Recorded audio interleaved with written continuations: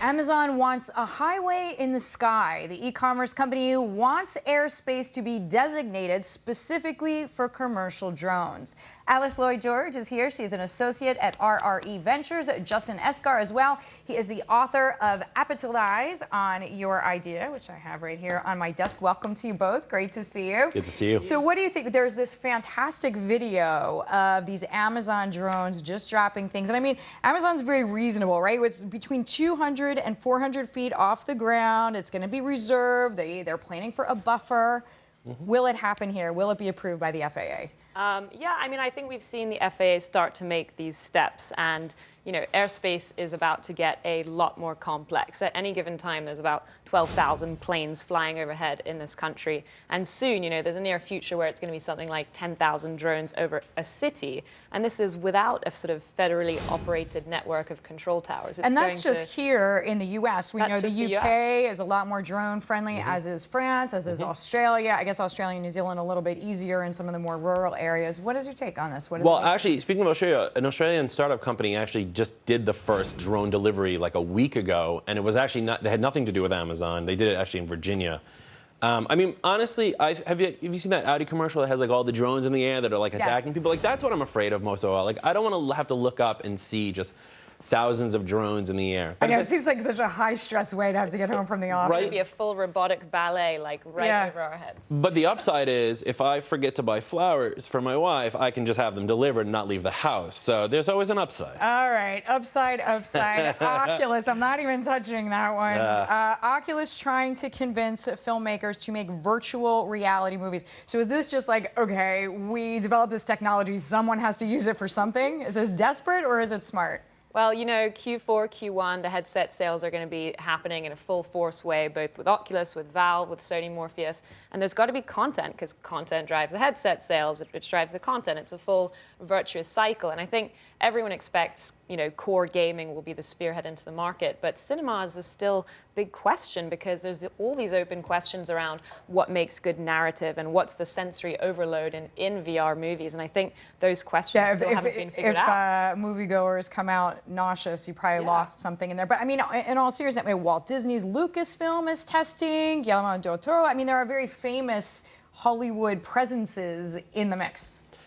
At the same time, Netflix is kind of backing away. And you were saying about getting nauseous. Like, I was planning on seeing the Blair Witch Project 37 times, and I saw it once and I got sick. Like, I think they should really stick to their bread and butter, which is gaming, and that way it could be more immersive. It's really hard to watch a movie in 3D and be eating popcorn at the same time. And then there's also this idea that virtual reality can be used in the sports world. It can also be used, I mean, a lot of people are saying it's really about the medical field for surgeons, and there's a lot of possibilities there. It doesn't necessarily have to be entertainment. Yeah, I mean, I would say with the exception of movies, there's so many other ways they should take it. Medical is a great example of it, because it's especially a way for doctors to train on how to do surgery and things like that.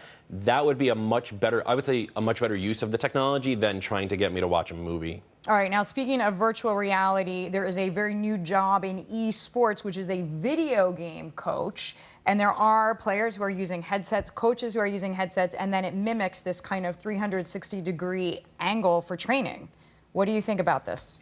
I mean, I'm not surprised that, you know, gaming has become a huge spectator industry. There's sort of 3 billion hours a year now of watching gamers. So this doesn't surprise me. I just wish this job had been around when we were in our first jobs. But I think that, you know, it's interesting that a lot of it's also happening outside of Asia, outside of the US, and Asia is really the 75% of this market, and it's a huge market. Yeah, because there's tournaments now where this is really in full use. Oh yeah, it started in South Korea. There was a game that everybody was playing, and I'm blanking on the top of my head, from one of the games from Blizzard, and Dota. I think it was Dota. Yeah, something like that. And then it gone. I mean, it's a $600 million industry. 25% is coming from the United States alone. Not to mention the residuals from posting on YouTube and Twitch.tv, which are very video game friendly. And there's money coming in not from sponsors and from advertisers and stuff like that. I mean, to be a video game coach would be like Yeah, I ideal. mean, some of the people are getting paid Yeah. $30K a year, which Yeah. if you like watching video games and Or playing video games, Now sure. they're starting to regulate. They've got sort of the drug testing is starting. You know, it's not quite the same as steroids in baseball, but they're starting to regulate it. So I think you see that as a sign of how big it's getting. All right, Yeah. Alice, Justin, hold those thoughts. We have a quick break to take. We're back in just a few minutes. A hacking group Fundrise is a crowdfunding platform that gives the average investor the opportunity to invest in real estate, and it is making a bold claim. It's a DC-based startup, and it says it could take $13 trillion from Wall Street. We are back right now, continuing the conversation with Alice and Justin. So, Alice, what do you make of this? I heard for many years, even people who had financial banking expertise, we're not going to do anything in fintech because the regulation, the currents, the headwinds are so strong. It seems like that's changing. Yeah, I mean, there's still some uncertainties around the Jobs Act, and you still have to be an accredited investor to participate in a platform like this. But there's obviously been a big wave of peer-to-peer lending startups across verticals. Yeah, Lending Club went Consumer, public, we Lending know. Club. There's Circle Up, there's Cabbage. I mean, there's a number as far as Student making finance. lending easier. But real estate is an interesting area because certainly the fees are a lot lower with something like a Fundrise than using a real estate investment trust. But I think that there's this sort of myth that it's $13 trillion industry. That's really for the $100 million plus tiers of investing, and this is really operating more in the $10 million slice. That's where the real opportunity for the Fundrises of the world is. What is your take, Josh, on fintech or Fundrise, crowdfunding, however you want to attack it? Well, now that the SEC has approved Fundrise to do this, I mean, it's a great place for people who have never been investing in real estate to get in there. But, I mean, there's a couple of rules that are in place. They have to be accredited. They have to make an X amount of dollars a year. They have to have so much in assets and stuff like that. So it's not just like anybody could get involved with it. But at the same time, if you go to Fundrise's website, like, they're offering you pieces of one of the new World Trade Center buildings. Like, it's a great starting point for disrupting the financial industry. Okay, and as we all were talking about, Jamie Dimon, of course, the CEO of JP Morgan Chase, saying, look out, Wall Street. Silicon Valley is coming for you.